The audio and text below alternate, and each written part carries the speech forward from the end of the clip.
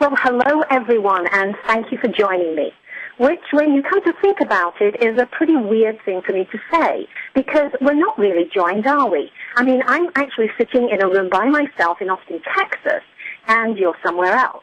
And given that it's something like 106 degrees outside in Austin at the moment, be grateful that you're someplace else. And even the technical wizards from Infinite Conferencing who are pulling this webinar together are in another location.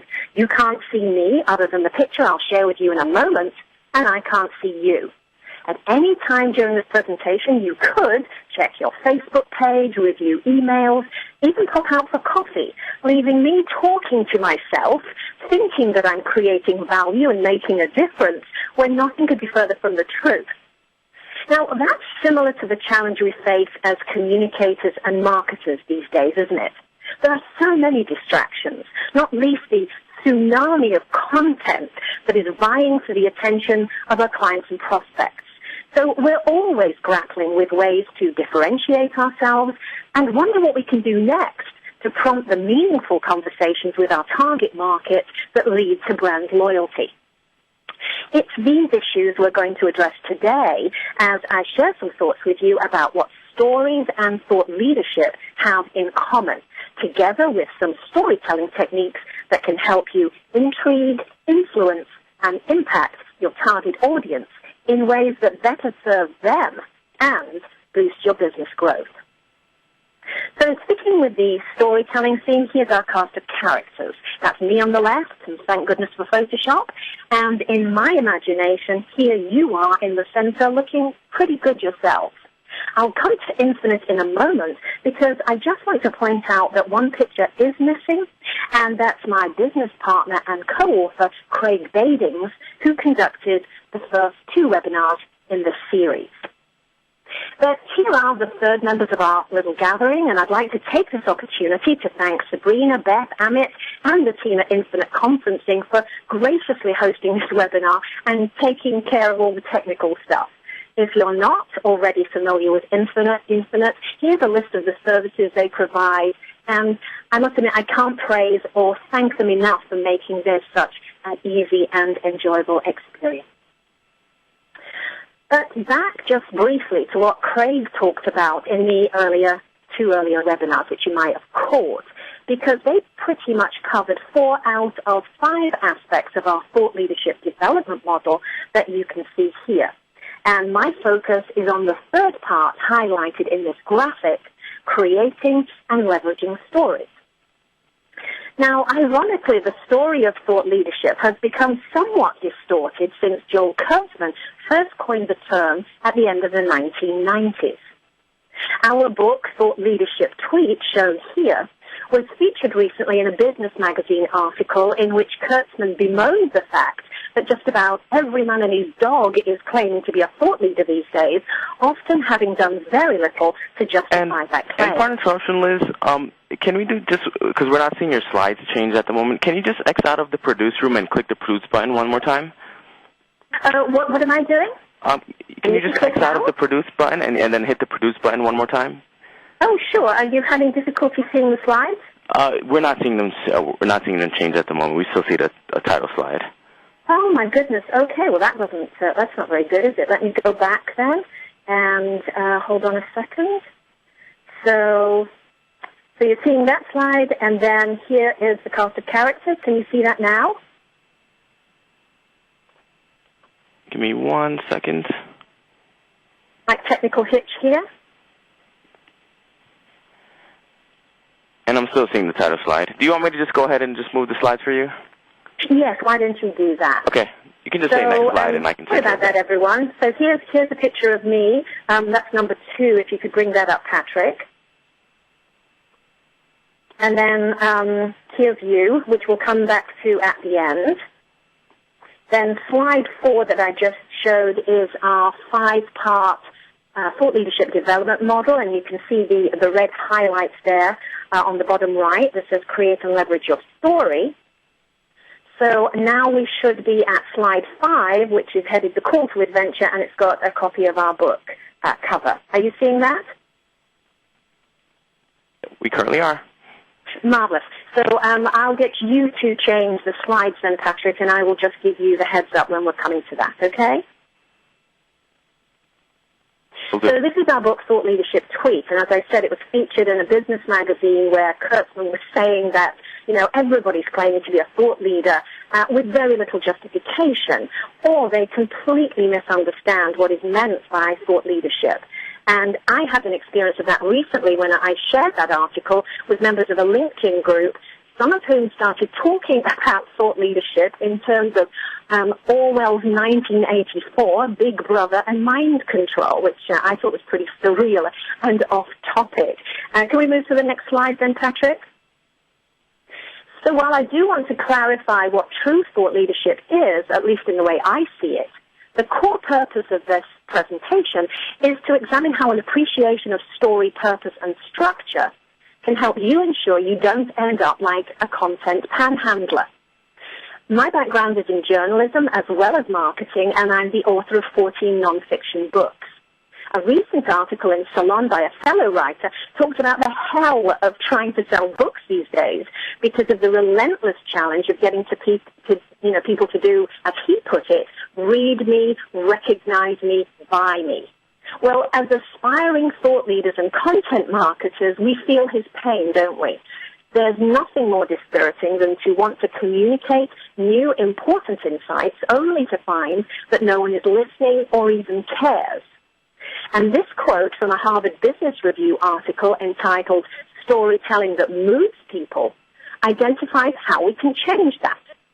Although, unlike performers, we don't just want people rising to their feet and applauding. We want them and ourselves to realize very concrete business goals. Next slide, please, Patrick.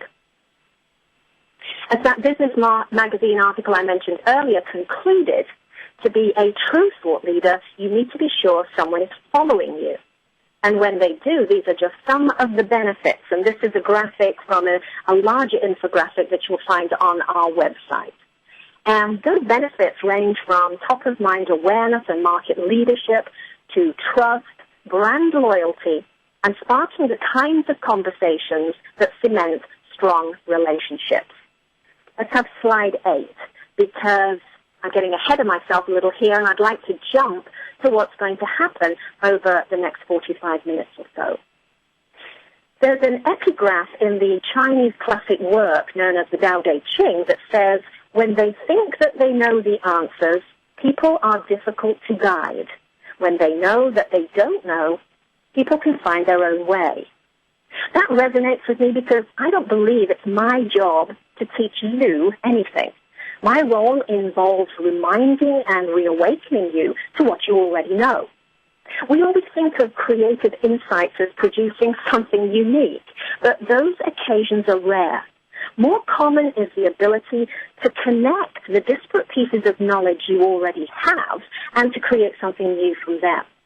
You know enough about marketing, about storytelling, and I'm sure about thought leadership to be able to take what I'm going to share with you and find your own way.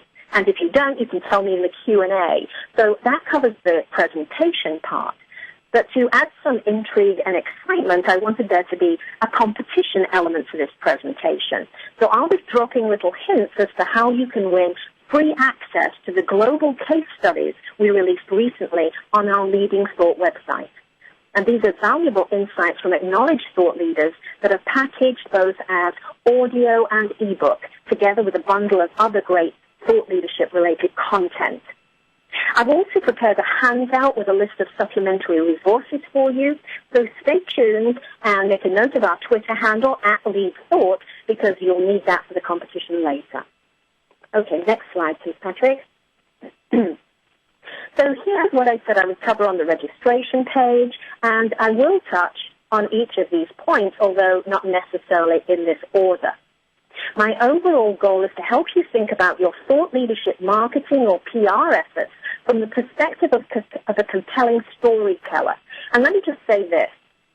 It's laughable, at least in my view, to think I or you or anyone else can change how people think.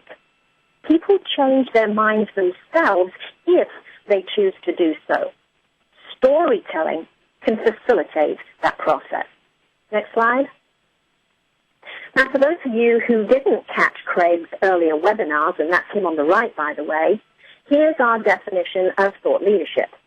Not that the world needs another one, because if you search for thought leadership definitions in Google, you get something like 17,100,000 hits.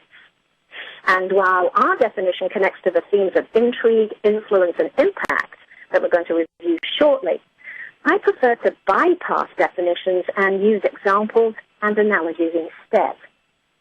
I happened to be on Hulu the other day and caught a car ad for the Kia Credenza Premium Sedan, which featured the slogan, "Makes everything you thought you knew a thing of the past."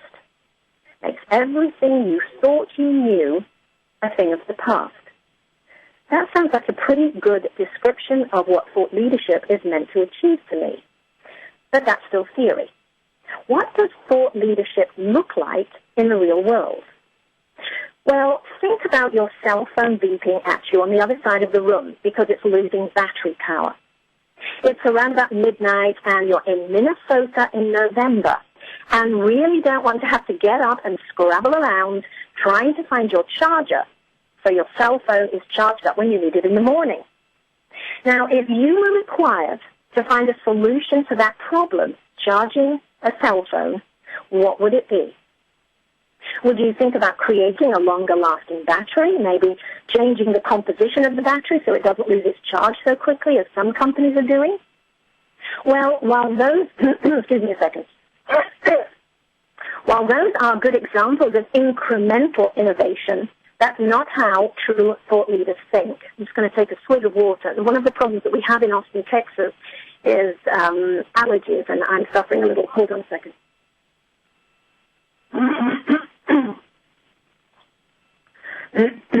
Remember, what we're looking to do as thought leaders is what Harper Lee is credited with having done with the publication of To Kill a Mockingbird, to help change how people choose to think about an issue, or as the Kia Credenza ad puts it, to make everything you thought you knew a thing of the past. So what if in the future we bypassed batteries altogether? What if everyday products like cell phones could access electricity wirelessly? Well, that's happening with a company called Witricity that's developing technology so that our phones, our computers, anything that now relies on battery power can recharge without needing to be plugged in. As tweet number 84 in our book asks, what's your industry or sector treat as sacred? It could be an assumption, process, or goal. Now imagine the opposite is true. Innovators deal with the battery problem. Thought leaders challenge the assumption that devices like cell phones and computers need batteries at all. So as you develop your thought leadership position, I challenge you to investigate ways to make what your clients and customers currently think about a product, an industry, or even their current worldview a thing of the past. And because people are rarely keen to embrace ideas that are very different to what they already know, there are certain storytelling techniques you might want to use to more successfully intrigue, influence, and achieve impact. Can we have the next slide, please, Patrick? So just before we go to our first poll, let's look at the relationship between thought leadership and stories. I'm not seeing the next slide. Do you have that up? Here we go. I don't know about you, but I've noticed a lot of interest in storytelling lately, with content experts discussing the need for both epic or long-form content as well as shorter content. But how can this be practically applied to your marketing or PR efforts? So look at the next slide. To illustrate some of the key components of successful stories, let me talk you through a basic story framework and connect that to a UK thought leadership campaign that's featured in our audio series and ebook, the cover of which you can see on the left-hand side here. This particular case study is that of Egremont Group's Head Office of the Future. While I'm doing this, I'd like you to focus on the question, who is the hero of this story? Because this is key to the message I want to share with you today. So once upon a time, there was a human resources professional in the UK named James. Now, James is always hoping for a seat at the top table where the C-suite sits, but he's seen as more of a paper pusher than a visionary. Then one day, James opens the latest issue of HR magazine and reads about the results of some research conducted by a change management consultancy called Egremont Group. Unknown to James, Egremont wants to develop a foothold in the organization design space and has partnered with the leading industry magazine in order to establish credibility as OD consultants. Intrigued by what is meant by head office of the future, James accepts an invitation to attend a breakfast briefing along with 40 other HR professionals. He hears how Egremont has reviewed a range of demographic, economic, and technological indicators to create a model that can help companies like his anticipate these trends, to help them understand what all of this will mean to the way they structure their head office and workforce in the coming years. And one comment strikes James as really relevant to his company's cost-cutting approach. Are you just slashing and burning, or doing a proper analysis of what you will need in the future? When more millennials come into the workplace, when there's a greater demand for remote working and flexible hours, and crowdsourcing begins to impact how work is done. So back at his office, James creates a 2-page summary of Egremont's findings, weaving into that his own narrative that shows how these trends might impact his company in the next 5 to 10 years. And James shares this with his CEO and CFO. The concept strikes a nerve, and before long, James finds himself shaping the strategic vision of the company with respect to its future workforce and head office structure. He's achieved his seat at the top table after all. A very happy ending, both for James personally and the company. And, of course, for thought leaders Egremont, who sparked that change. We have the next slide again, which is one you've already seen. Now, let me ask you this. In that story, it's pretty clear who was the thought leader, Egremont, because it was their research and unique point of view about the head office of the future that set that story in motion. But who was the hero? Look at the bottom of this slide. Who changed the most? In your view, are thought leader and hero one and the same? Hold that thought for a moment as we jump to the first poll, and then I'll reveal all. Are you going to manage this for us again, Patrick? Are you going to launch the poll? Yeah, I'll go ahead and launch the poll, and I can let you know the results after we get some answers. Well, as you do that, let me just say that the problem with using the word story is that oftentimes it's become so associated with what I call Disneyfication, that stories that have entertainment value but not much else. So telling a story is often thought of by business leaders as inappropriate for sharing important information.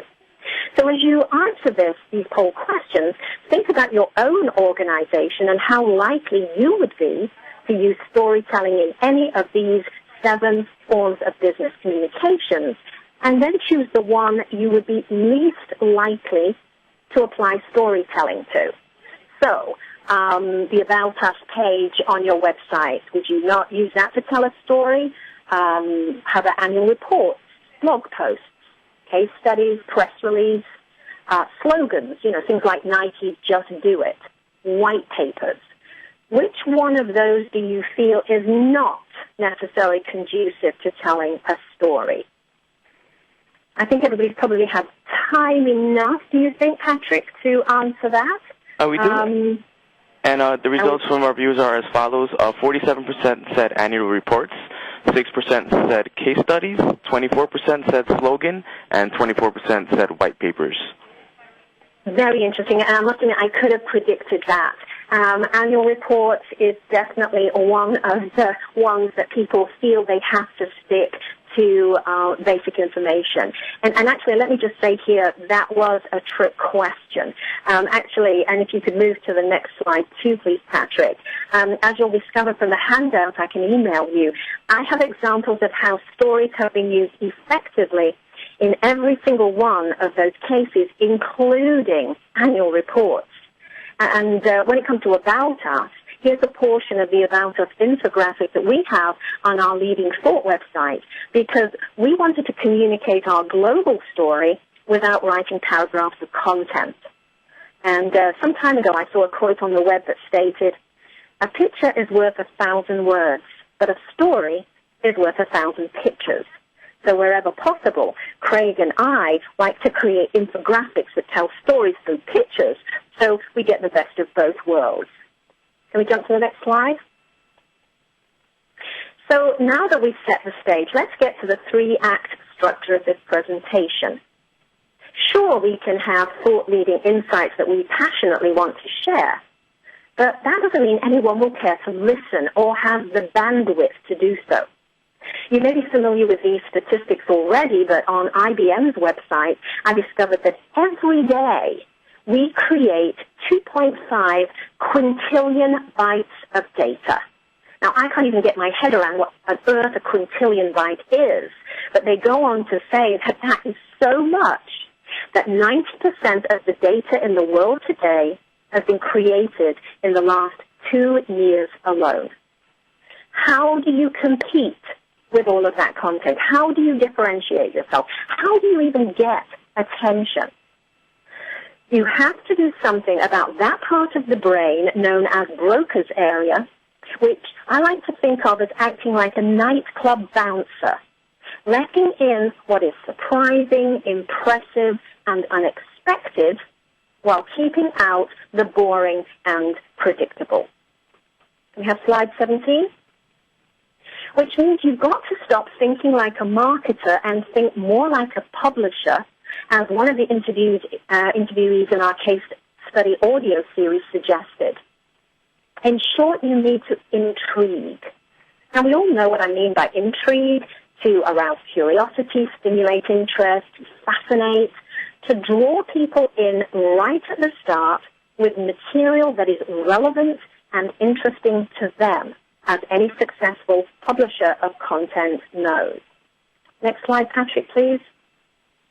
Actually, true thought leadership has a distinct advantage when it comes to intrigue over maybe other forms of content. Because as you can see from this quote from a recent Forrester research report, one key characteristic is that thought leadership communicates a distinct, provocative point of view. So what Forrester is saying here is that's what thought leadership does, and most content marketing programs don't do that. But that's still not enough to make sure clients or prospects sit up and take notice. As David Nealon Scott writes in his endorsement of our book, Thought Leadership Tweet, thought leadership engages buyers about what matters to them, not your ego. They don't care about your products or services. So we have to intrigue them by tapping into what clients and prospects are most interested in, and that is themselves. So can we see the next one? And as this comes through, let me just talk it through. So this kind of indicates what I consider the problem to be. Now, you're probably already aware of Copyblogger. That's an online business founded by Brian Clark. Well, earlier this year, they ran a blog post entitled 30 Ways to Build the Know, Like, and Trust that Grows an Audience. And I see these 3 words, know, like, and trust, all the time in relation to content marketing. But let's look at what typically happens next. I mean, how would you finish up those sentences? I want you to know me. I want you to like me. I want you to trust me. Me. But if you focus on telling stories instead of traditional marketing, then what do we get? I want to intrigue you. I want to influence you. I want to impact you. You. We shift the focus from ourselves to our target audience, which is a good thing because that's what they care about the most. Can we have the next slide? Because we're about to launch into another poll, and you'll handle that for us, will you, Patrick? Correct. So in a moment, I'll share the psychology behind all of that. But now let's go to the second poll. And again, please select one choice while I read out the prompts and your options. And by the way, I've got links to some of the studies that back up this assertion on the free handout you can request at the end of my presentation. So just have a look at that while I take a quick swig of water. I'm bearing up quite well here, and then we'll find out what you've got to say about this. So which of the following 5 words do you think is the most persuasive in the English language? And choose just one of them. Is it free, we, I, you, or new? Do you want to give us the results of that, Patrick, when you have them? Certainly. Our audience answered as follows. Free, 16% said free, 16% said we, 12% said I, 48% said you, and 8% said new. Yeah, well, the majority have it. Of course, the answer is the word you, by which, and it's not just like you, it could be your name or anything that's personalized, because we are far more interested in ourselves than anyone else. And, you know, psychologists have conducted studies that show that when people are at a noisy party, their attention will be aroused the moment they hear their own name, even if it's spoken relatively quietly on the other side of the room. But how often do we forget that as marketers? Next slide, please, Patrick. And one stunning way to demonstrate how you can address the you for your clients and prospects is to make them the heroes of your stories. Remember when I asked you who the hero was in the earlier story, the one about James, the HR guy who shifted his thinking from tactical to strategic? Now, we know that we can identify the hero in any story by whoever changes the most. Was Egremont changed as a consequence of sharing their Head Office of the Future Thought Leadership Initiative? Well, you might argue that to a certain extent they were, because they added organization design to their acknowledged credibility in addition to the change management for which they were already known. But look what happened to James in spearheading a shift of thinking in his company around what they needed to do to prepare for the impact of workplace trends. That was a major change for him and for them and for the whole company. But if we make James or his company the hero, where does that leave Egremont? Well, it leaves them taking on the role that all true thought leaders happily embrace, that of mentor and guide. Next slide, please.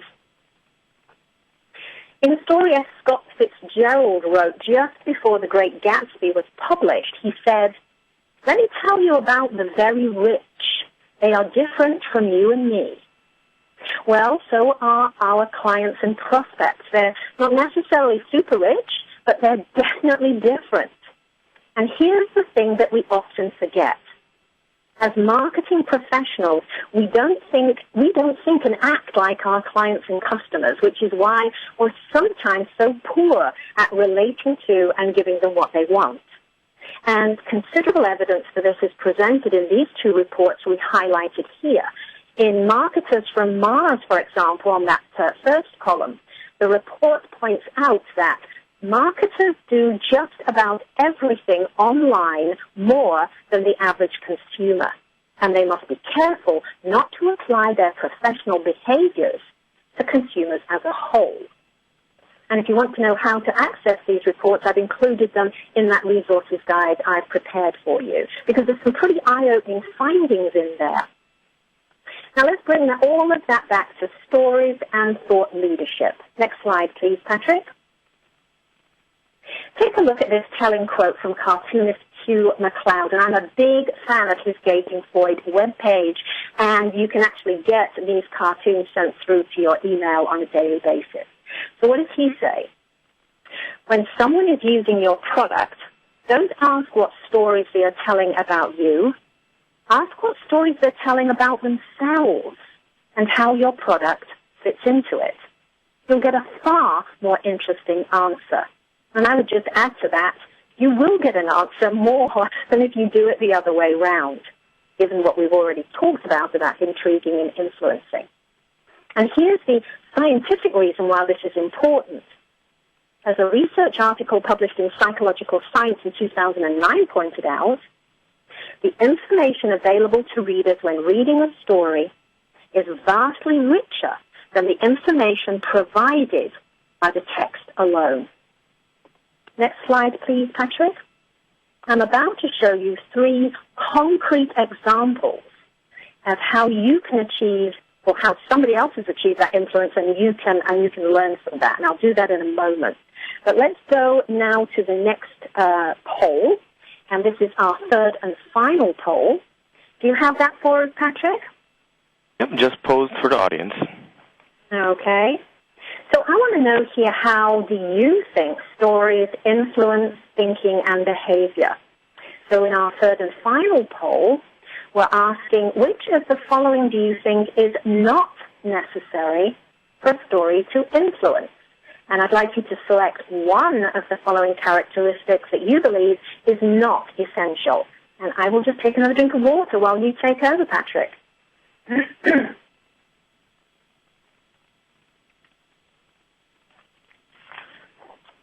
And whenever you think the time is right, maybe you could stop that poll question and let us know what the results are. And our audience answered as follows. 11% said dialogue, 72% said a happy ending, 11% said a clear call to action, and 6% said tension, escalating conflict, or crisis. Well, wonderful. So nobody chose emotion, is that right? Correct. Excellent. Well, that's wonderful, because I was hoping that emotion would not be one of the options you chose, because it's absolutely essential to all effective communication, and here's why. Can we have the next slide, number 26, Patrick, please?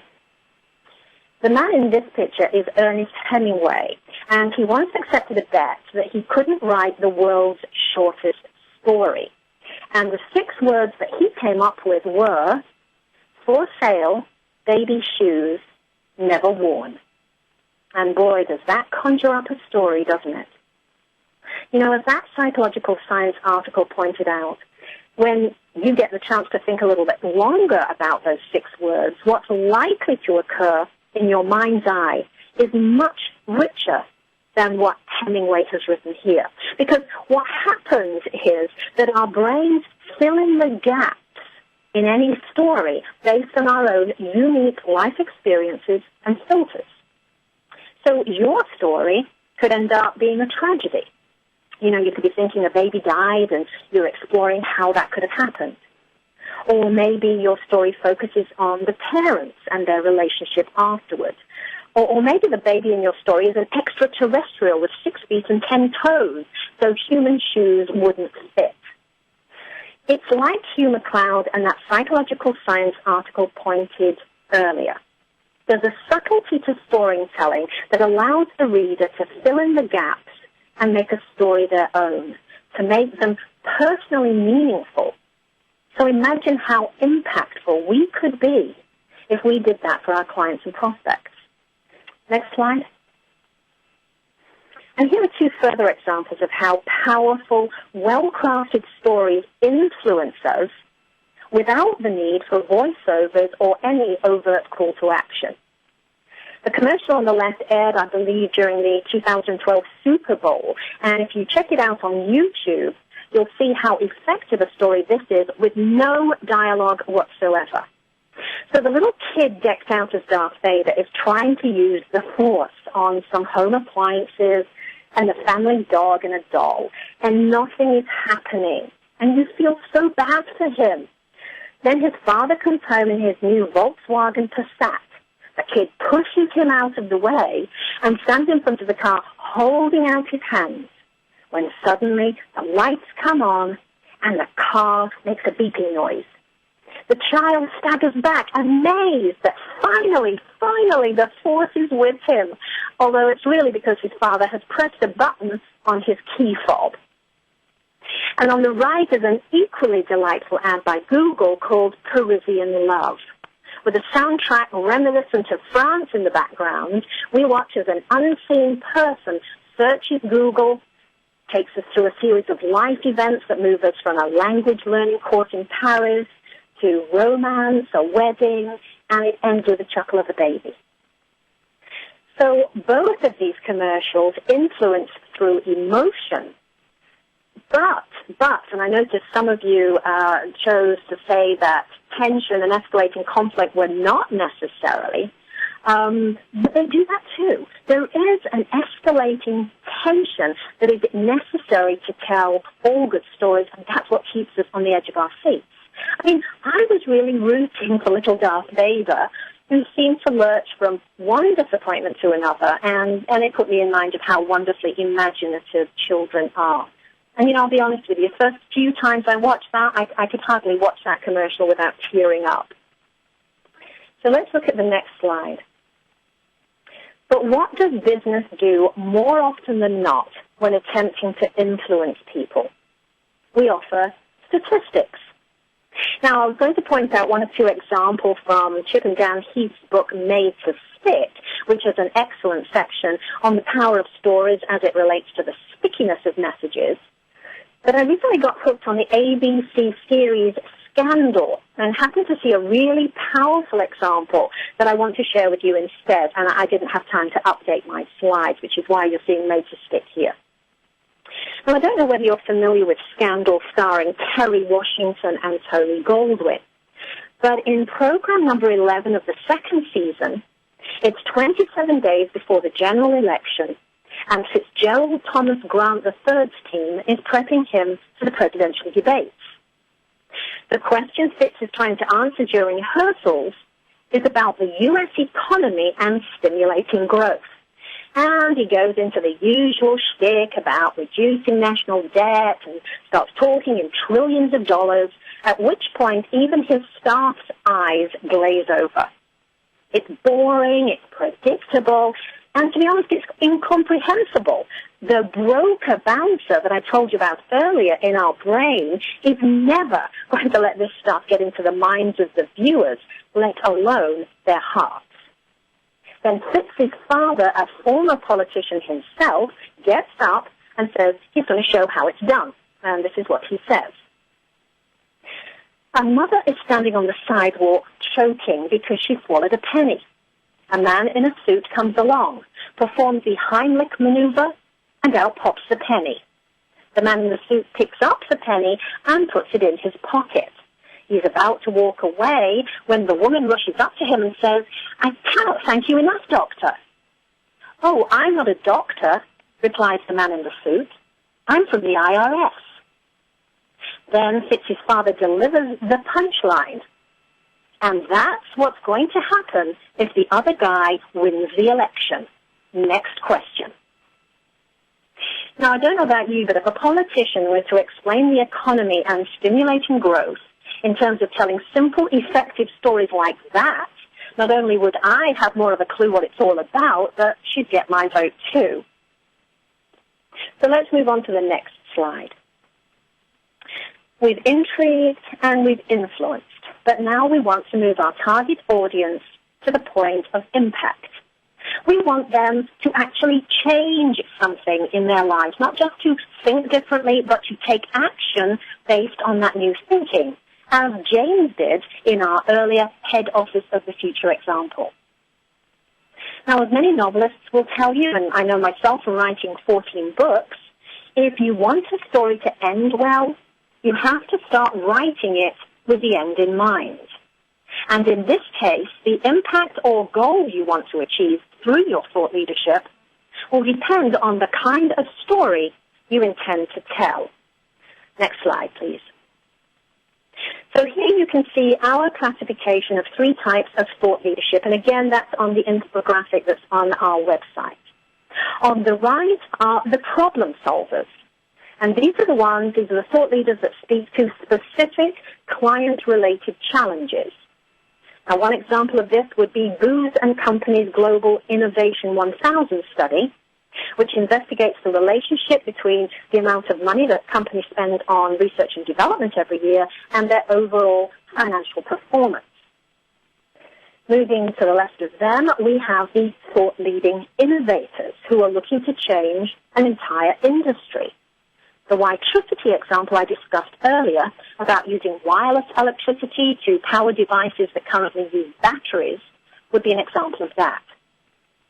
And then to the far left, we have the thought-leading visionaries like Patagonia and Whole Foods Market, who set their sights on changing the world with campaigns such as responsible capitalism, environmentalism, and genetically modified food transparency. As you can imagine, the kind of stories that each of these thought leaders need to tell will be quite different. And for that to be executed successfully, they'll need content marketers who are skilled in taking that raw material and weaving it into compelling stories. And this is exactly what Dale Brice's team did at global project firm Sinclair Knight Merz in Australia. Now, SKM is another one of our 5 global thought-leading case studies that you can access for free if you participate in our Twitter competition and win one of the 5 complimentary access codes. Dale's story is particularly interesting because what his marketing team does is take the highly technical insights produced by their engineering and scientific geniuses, the firm's thought leaders, and translate them into stories that a lay audience can understand. But here's something else that Dale shared. He pointed out how important it is to think of thought leadership as stimulating conversations. It's never about talking at people, but talking with them. As Dale discovered, SKM gets to hear all sorts of things from clients and prospects during the two-way conversations that are sparked by the firm's thought-leading content. And this is information that they would never otherwise get to know about. And it's this knowledge that enables SKM to respond in a way that makes them even more relevant and essential. Next slide. So let's begin wrapping up this presentation with a practical example of how, by understanding and applying storytelling techniques, not least understanding about the hero, rather than offering standard marketing content, or worse, statistics that try and drive home our messages but fail routinely, how you can intrigue and influence your target audience and help them and you achieve impact. So what you see on this slide is the difference between a typical case study framework on the left and the transformation that a case study undergoes when you craft it as a true story with your client or prospect as the hero. And I wrote a blog post about this, and I've added that link to the supplementary notes you can request at the end. But the gist of what I want to share with you is this. Beyond a brief introduction, traditional case studies are typically crafted in 3 paragraphs. First, the challenge, what was the client's problem that brought them to you? Then the solution, how did you help solve their problem? And finally, the results. What were the benefits, preferably tangible and measurable, that were experienced by the client after implementing your solution? But guess what? Most times, the company writing the case study makes themselves the hero. Not only that, they omit key components of a really compelling, impactful story, which are the emotionally compelling challenges, obstacles, and escalating tension. So let's say you have a stunning piece of thought leadership and you test marketed that with some clients or prospects and you're about to write up a case study on it. You need to tell the full story, not just the Disney-fied version. Because to make out that the path from challenge to result is a linear one is neither truthful nor interesting. And yet, most case studies don't suggest that at all. A key advantage of plugging this in is that you share a more complete picture of your client's actual experience with obstacles, apprehensions, and all of that during the implementation process, which makes for a much more compelling story for prospects who are reading it. Can we have the next slide, please? So the 3 thought leadership and storytelling themes I've covered today are intrigue, influence, impact. Next slide, Patrick.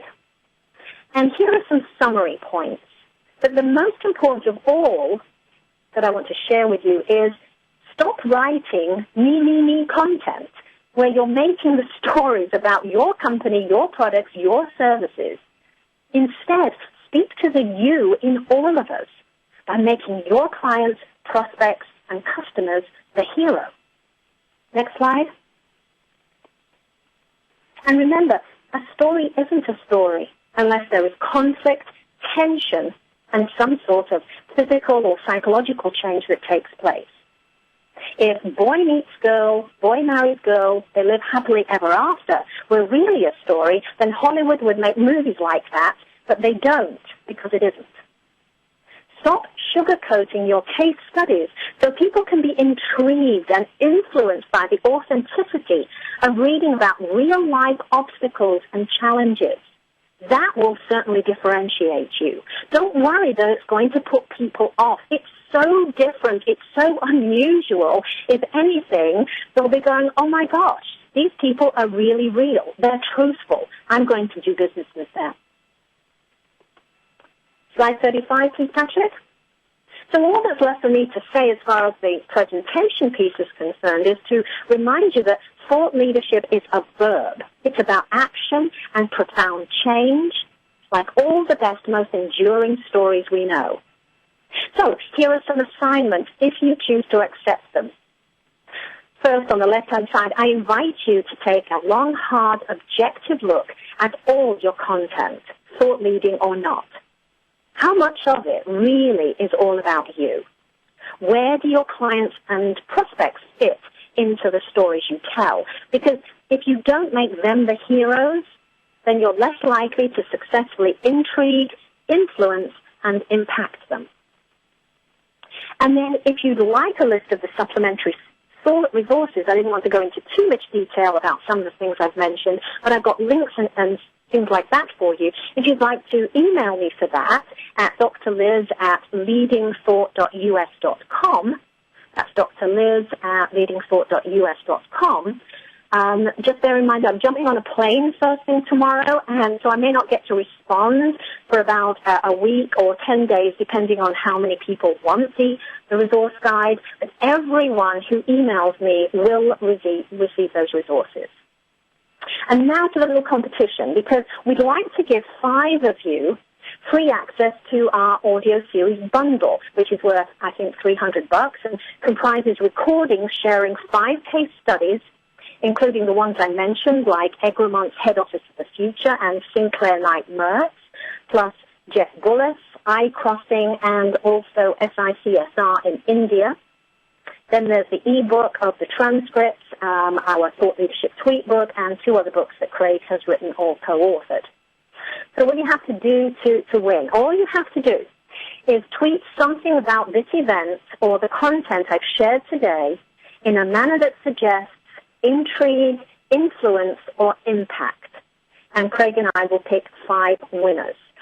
And if you include the link that Infinite sends out in their email or puts up on their website for this webinar, I believe it just goes straight to the recording, the same email link that you've got, then we'll look even more favorably upon you.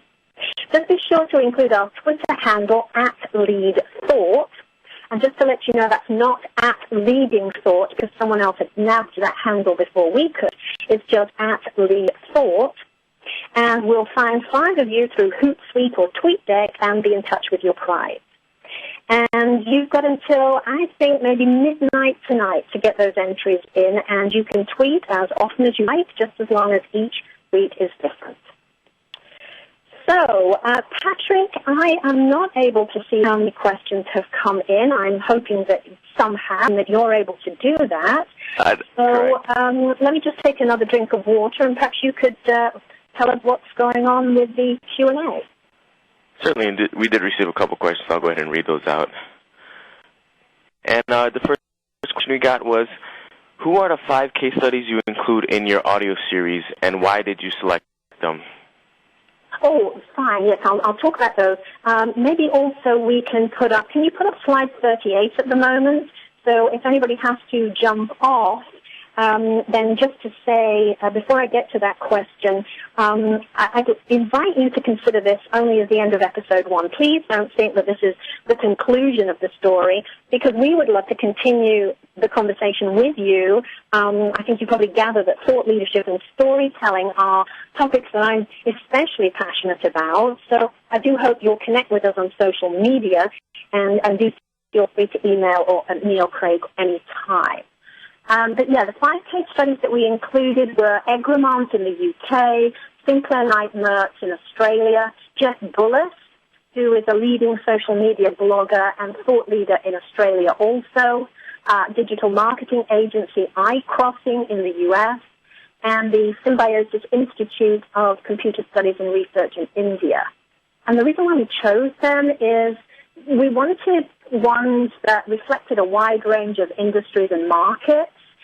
We'd heard other people refer to them as thought leaders, and we felt that these kind of companies and individuals were more that we could all relate to, rather than talking about the McKinseys, the IBMs, or the Procter & Gamble's, who might be just a little out of our league in terms of the amount of money that they can spend. Do you have another question? We do. Our next question is, if I wanted to add challenge or conflict to my case studies, how would I go about gathering the material I need? Oh, that's a great question. Well, let me suggest this. Here are some questions that you might ask yourself, or indeed ask the client or the prospect who is, the hero of that particular case study. It might be like, what was the strongest opposition to your proposed solution? I mean, there's a lot of background, behind the scenes stuff that goes on before a client or prospect contacts you. What were the opposition factors? That's a very useful question to ask, because then you can not only address them in your case study, but you can address them in everything else that you do. So what was the strongest opposition to the proposed solution? Maybe why was there no buy-in from these stakeholders originally? Get them to articulate what were their fears and concerns. Again, that would be something else you could speak to and address in a case study. And then maybe talk about what happened to change that. So I think those are all useful questions and supplementary information that you can get that really does make a case study much meatier. Okay, we did receive another question. Do you have any references to include from the nonprofit sector? Oh, yes, I do, as a matter of fact, and I'm glad you raised that, because one of the things that I do is I teach a strategic communication certificate program at the University of Texas at Austin, and there's a lot of non-profit participants who come to that. And so I always want to make sure that the examples that I give are relevant. They're not just big business examples, but there's non-profit, state agencies, and what have you. So absolutely, yes, there's some non-profit examples. In fact, I have a feeling that the annual report that's included that, a number of you thought was not a suitable place to tell a story is actually from a non-profit. So I'll double-check that and make sure that that's included. Great question. Thank you. Thank you. Our next question is the following. I'm not sure I understand what you're asking for in the Twitter competition. How can I intrigue, for example, in 140 characters? Now, you're asking me to give the game away here, aren't you? Well, here's a couple of suggestions. I mean, you could always ask a question, for example. I mean, people are always intrigued when you ask a question and you're not necessarily answering it, or you're giving them a link. So, you might ask, I did this actually as I was tweeting to encourage people to sign up for this webinar. I mean, I would be tweeting things like, what do stories and thought leadership have in common? And then I would include the link, which you can also do, to this webinar. Or, what kind of thought leader do you want to be? Include the lead thought and maybe a link to the infographic on which that, graphic appears on our website. Because people often think, thought leaders are all the same. Well, they're not, as I explained earlier. So you can either ask a question, or you might want to be provocative. I mean, I offered a conference presentation at one point, which the title was "Why Most Case Studies Suck and yours won't.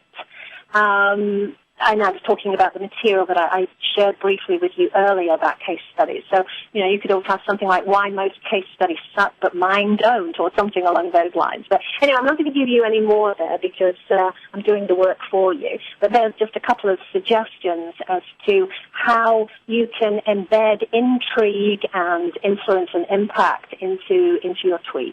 And I really do hope many of you will participate. I'm really excited to see what you put. Thank you. And our next question is the following. Do you offer those classes online for the strategic communication? I think they're thinking about that, but at the moment, you will need to come to Austin, Texas. Luckily, we start up again in September when it will not be 106 degrees. It might just be like 99 degrees. But no, I know that PDC, the Professional Development Center there, are looking to include those. You may be able to catch the odd webinar or two that I do, but no, those courses are attendee only. And there's a good reason for that because they're highly interactive, and I just feel that you get so much more out of the material by being part of a classroom experience. Thank you. And our next question is, we use storytelling for our blog posts, but how can we use it for thought leadership content? Well, I don't actually see that there's a difference, to be honest with you. Why don't you do the same things in your thought-leading content as you do your blog posts? Well, let me tell you what I think is going on here, and there's an analogy here with authors. I work with authors who are looking to write thought leadership books, or at least books that other people consider them to be thought leaders because of what they're sharing. And I very often find that people are incredibly articulate. When I ask them a question or I see them do a talk or something like that, they're just amazing. And then when we ask them to write a chapter or put something down on paper, for some reason they undergo like a personality transplant. So, suddenly the stuff gets really boring and it sounds like a textbook and you're not intriguing or influencing or engaging that way. So I would challenge you or suggest that maybe not think about blog posts and thought-leading content as two separate things. Look to bring in humor, look to bring in authenticity. There's some great example on Jeff Bullis' site and also Sinclair Knight Mertz as well, where, you can read how, even though they're dealing with some pretty heavy topics, they do it in a way that really draws the reader in. And one way of doing that is thinking about what the reader is going to be thinking about and speaking to that. At one of the SKMs, I know we're running out of time here, but just briefly, I think one of the SKM thought leadership content that I was looking at, it began something like, if I see another report on, water, I think I'll, do something terrible to myself. So just be human. I don't see that there's a difference between thought leadership and blog posts or any of the other kinds of communications that we do as marketers and communicators. Okay, now, there are no further questions. Do you want to go ahead and wrap up? Well, yes, I do. And really, I'd just like to, why don't we bring up, I think my slide has been there, hasn't it, so everybody's got our social media links and our emails and everything. Let's jump to this one about you, Infinite, because I'd really like to thank the team at Infinite. There's a little bit of technical hitch, but I think we got through that absolutely wonderfully.